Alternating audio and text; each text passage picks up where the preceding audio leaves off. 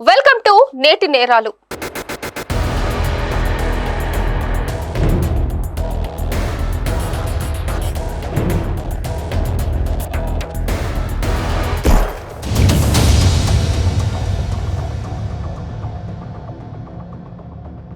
ప్రతిరోజు సైబర్ నేరాలు కొత్త రూపాల్లో మన ముందుకు వస్తున్నాయి. నేటి డిజిటల్ యుగంలో సైబర్ నేరగాళ్లు ఎవరిని వదలటం లేదు.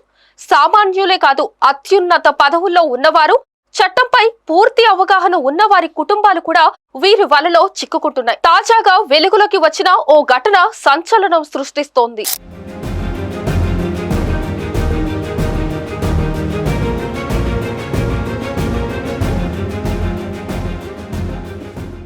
ఆ వ్యక్తి మనకి బాగా సుపరిచితుడు. అతన్ని చూస్తే ఇతని కుటుంబమా మోసపోయింది అని అనిపిస్తుంది. అతని సిబిఐ మాజీ జాయింట్ డైరెక్టర్, రిటైర్డ్ ఐపీఎస్ అధికారి వివి లక్ష్మీనారాయణ సతీమణి ఊర్మిళ. సైబర్ నేరగాళ్ల చేతిలో దారుణంగా మోసపోయారు. చట్టాల గురించి పూర్తి అవగాహన ఉండటం, అత్యున్నత స్థాయి పోలీస్ అధికారిగా పనిచేస్తున్న వ్యక్తి కుటుంబమే ఇలాంటి మోసానికి గురి కావడం సైబర్ నేరగాళ్ల తెలివితేటలకు, వారి మాయమాటల తీవ్రతకు అర్థం పడుతోంది.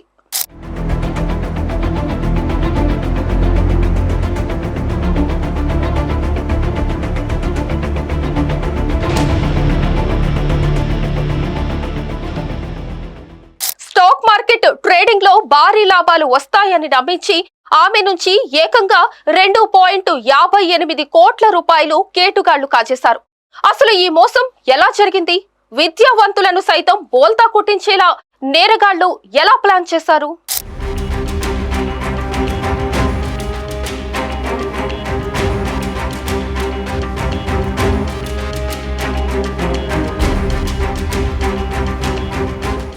సైబర్ నేరగాళ్లు ఈ మోసపూరిత నాటకం 2025 నవంబర్ చివరి వారంలో ప్రారంభించారు. వివి లక్ష్మీనారాయణ భార్య ఊర్మిళ మొబైల్ నంబర్ కు అపరిచిత వ్యక్తుల నుంచి ఓ వాట్సాప్ మెసేజ్ వచ్చింది. మా నిపుణుల సూచనల ప్రకారం స్టాక్ మార్కెట్ లో పెట్టుబడి పెడితే అతి తక్కువ సమయంలోనే ఊహించని రీతిలో అధిక లాభాలు వస్తాయనేది ఆ మెసేజ్ సారాంశం. ఇలాంటి మెసేజ్లు చాలా కామన్ గా వస్తూ ఉంటాయి. అయితే ఎవరైతే ఆకర్షితులవుతారో వారు సైబర్ నేరగాళ్లకు చిక్కినట్టే. అక్కడే బుక్ అయ్యారు ఊర్మిళ.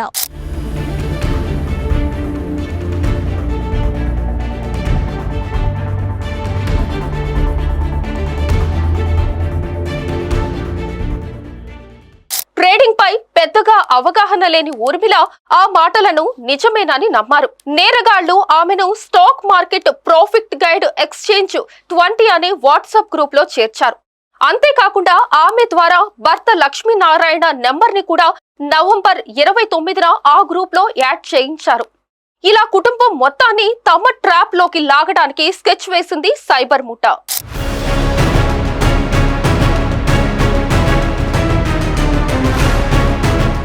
వాట్సాప్ గ్రూప్ లో చేరిన తరువాత దినేష్ సింగ్ అనే వ్యక్తి ప్రధాన పాత్ర పోషించాడు. ఇతను గ్రూప్ అడ్మిన్ గా వ్యవహరిస్తూ తనను తాను గొప్ప విద్యావంతుడిగా పరిచయం చేసుకున్నాడు. నేను ముంబై ఐఐటిలో చదువుకున్నాను, అమెరికాలో పిహెచ్డి పూర్తి చేశాను అంటూ నమ్మబలికాడు. అంతేకాదు, తాను stock market treasure hunting secrets అనే పుస్తకాన్ని రాశానని, అది త్వరలో విడుదల కాబోతుందని చెప్పి సభ్యులను మాయ చేశాడు. తాను సెబీ గుర్తింపు పొందిన మెకెల్నీ అనే సంస్థ ద్వారా బ్రోకరేజ్ సేవలు అందిస్తున్నానంటూ కొన్ని నకిలీ ధృవపత్రాలను కూడా గ్రూప్ లో షేర్ చేశాడు. ఇలాంటి ప్రొఫెషనల్ మాటలతో బాధితులకు ఎలాంటి అనుమానం రాకుండా జాగ్రత్త పడ్డాడు.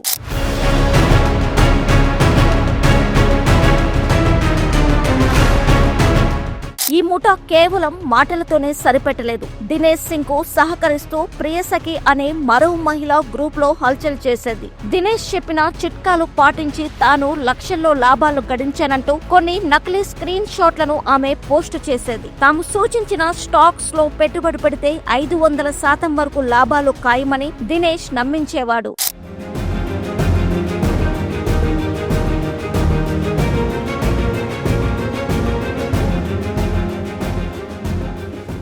గ్రూప్ లో మిగతా సభ్యులందరూ నేరగాళ్ల మనుషులే.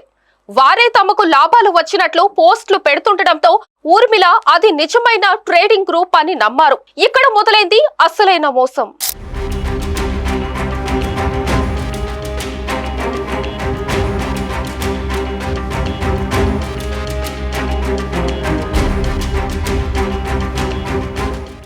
ఇక్కడ నుండి సైబర్ మోసగాలు నెక్స్ట్ లెవెల్ స్కామ్ లోకి తీసుకెళ్లారు బాధితురాల్ని. నేరగాళ్ల వ్యూహంలో భాగంగా బాధితురాలు చేత MCKIEY CM అనే ఒక నకిలీ మొబైల్ అప్లికేషన్ ను డౌన్లోడ్ చేయించారు. అందులో ట్రేడింగ్ ఖాతా తెరిపించారు. ఆ యాప్ లో లాభాలు వస్తున్నట్లు నిజమే అన్నట్లుగా గ్రాఫిక్స్ చూపించి ఆమెను మరింత ఊరించారు. దీంతో 2025 డిసెంబర్ 24 నుండి 2026 జనవరి 5 మధ్య కాలంలో ఊర్మిళ విడతల వారీగా భారీ మొత్తంలో డబ్బును బదిలీ చేశారు.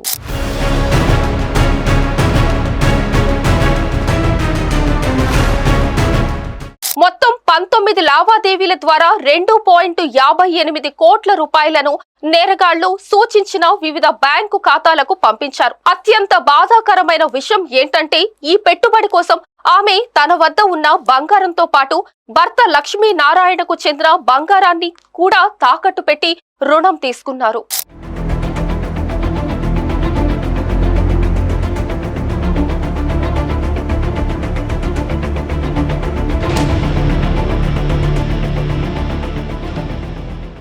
యాప్ లో చూస్తే లాభాలు భారీగా కనిపిస్తున్నాయి, కానీ ఆ డబ్బును విత్ డ్రా చేసుకునే ఆప్షన్ మాత్రం పనిచేయడం లేదు. దీని గురించి వాట్సాప్ గ్రూప్ లో ప్రధాన నేరగాడైన దినేష్ సింగ్ ను ఈ విషయంపై ప్రశ్నించగా, మరింత డబ్బు పెట్టుబడి పెడితేనే విత్ డ్రా సాధ్యమవుతుంది, లేకపోతే ఉన్న డబ్బు కూడా పోతుంది అని బెదిరించడం మొదలుపెట్టారు. దీంతో తాను మోసపోయానని గ్రహించిన ఊర్మిళ వెంటనే అప్రమత్తమయ్యారు.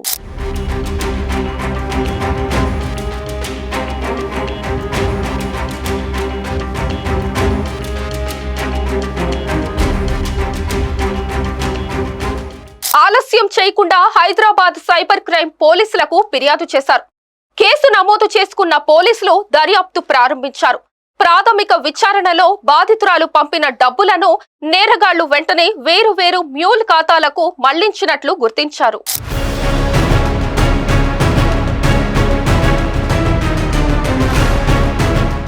సైబర్ మోసాలు చేసేందుకు నేరగాళ్లు ప్రజల నుంచి కొట్టేసిన డబ్బుతో లావాదేవీలు చేసేందుకు తమ పేరుతో ఉండే బ్యాంకు ఖాతాలకు బదులు ఇతరులవి ఉపయోగిస్తూ ఉంటారు. పోలీసులు బ్యాంకు ఖాతా వివరాలు, లావాదేవీల ఆధారంగా తమ ఉనికిని గుర్తించి అరెస్టు చేస్తారేమో ఉద్దేశంతో నేరగాళ్లు పన్నే పన్నాగం ఇది. ఒకరి పేరుతో ఉన్న ఖాతాలను ఇంకొకరు నేరం కోసం వినియోగించడాన్నే మ్యూల్ ఖాతాలు అంటారు. ఈ మ్యూల్ ఖాతాలు 2 రకాలు. సైబర్ నేరగాళ్లు సాధారణ ప్రజలకు కమిషన్ ఇచ్చి వారి ఖాతాలు ఉపయోగించడం ఒకెత్తు, ఇతరులకు తెలియకుండా వారి గుర్తింపు పత్రాలతో ఖాతాలు తెరిచి లావాదేవీలు నిర్వహించడం ఇంకో ఎత్తు.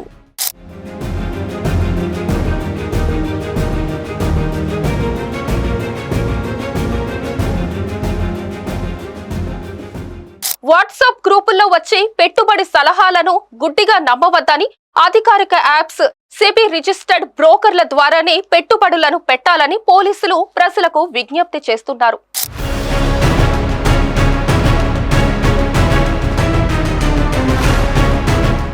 ఈ ఘటనతోనైనా ప్రజలు అప్రమత్తం కావాల్సిన అవసరం ఉంది. అవగాహన పెంచే విద్యావంతులే ఇలాంటి సైబర్ మోసగాళ్ల చేతిలో చిక్కుకుపోతున్నారంటే సామాన్య ప్రజలు మోసపోవడంలో పెద్ద ఆశ్చర్యం లేదనిపిస్తుంది. ఒక్కటి నిజం, ఆకర్షణ, అత్యాశ చాలా ప్రమాదకరం. ఈ 2 మనుషులను తొందరగా మాయలో పడేసి ఉన్నదంతా దోచేస్తాయి. ఏది ఈజీగా రాదు. రూపాయికి 50 రూపాయలు ఇస్తామంటే ఆలోచించు. నీ వాట్సాప్ కి ఎవరో ఎందుకు మొబైల్ యాప్ డౌన్లోడ్ చేసుకోండి అని పంపిస్తున్నారు? నీకు తెలియని వ్యక్తి నీకెందుకు సలహాలు ఇస్తున్నాడు అనేది నిన్ను నువ్వు ప్రశ్నించుకో.